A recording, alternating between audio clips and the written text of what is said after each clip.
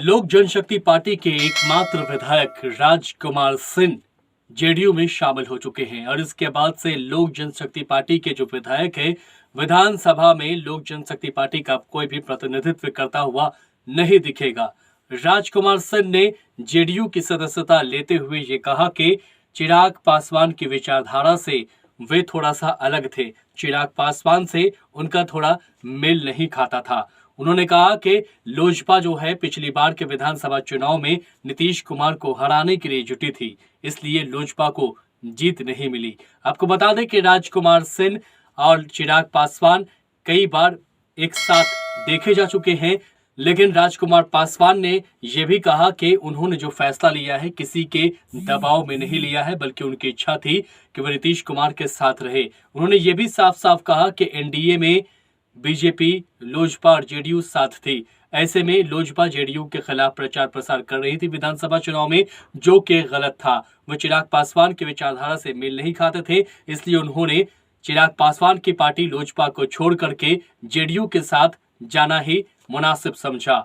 वही उनको पार्टी की सदस्यता दिलाई गई, जिसके बाद अशोक चौधरी ने यह कहा कि राजकुमार सिंह उनके बचपन के मित्र हैं और पार्टी में उनका स्वागत है। आपको बता दें कि राजकुमार सिंह ने क्या कुछ कहा, पहले आप इस वीडियो में सुनिए कि क्या कुछ कह रहे हैं राजकुमार सिंह। एनडीए में होने की वजह से और पार्टी की जो हमारी नीतियाँ थी वो बिल्कुल ही स्पष्ट नहीं कि एनडीए में है नहीं है, तो मुझे तो एक स्पष्ट अपना निर्णय लेना था। मैं एनडीए में था तो मुझे लगा कि एनडीए के साथ जो मेरी विचारधारा मेरी मानसिकता से मेल खाती है मैं उसके साथ।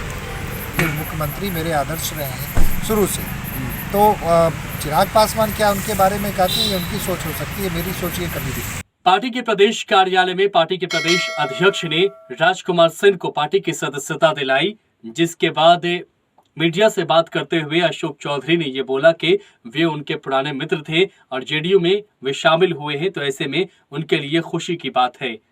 हमारे साथ हमारे स्कूल के डेज से राजकुमार जी हमारे मित्र रहे हैं और स्कूल में हम लोग साथ रहते, मैट्रिक हम लोग साथ किए हैं और एक अच्छे दिल्ली यूनिवर्सिटी के पढ़े हुए हैं, अच्छा व्यक्तित्व है। 2015 में जब हम कांग्रेस के प्रेसिडेंट थे उस समय भी ये पार्टी से टिकट के लिए प्रयास किए थे, लेकिन हमारी सीट कांग्रेस को मिल नहीं पाई तो हम उनको मदद नहीं कर पाए थे। अब जब ये आए तो उन्होंने इच्छा व्यक्त की कि नीतीश जी के नेतृत्व में ये काम करना चाहते हैं, रहना चाहते हैं। हमने नीतीश जी से बात किया और राजकुमार जी हम लोग के साथ आए और लोजपा ने इनसे स्पष्टीकरण मांगा था, तो आज उसका प्रकटीकरण कर दिए माननीय राजकुमार जी ने। और हम समझते हैं कि आने वाले समय में बिहार के विकास में एक महत्वपूर्ण भूमिका का निर्वहन हम लोग मिलकर करेंगे।